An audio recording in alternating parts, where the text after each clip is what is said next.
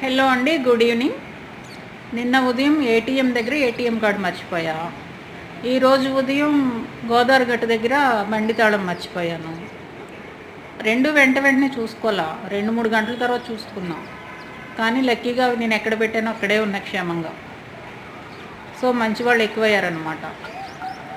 మన టైం బాగున్నప్పుడు దేవుడు మనకి అన్ని విధాలా సహకరిస్తాడని చెప్పడానికి ఇవి రెండు కూడా ఉదాహరణలుగా చెప్పొచ్చు.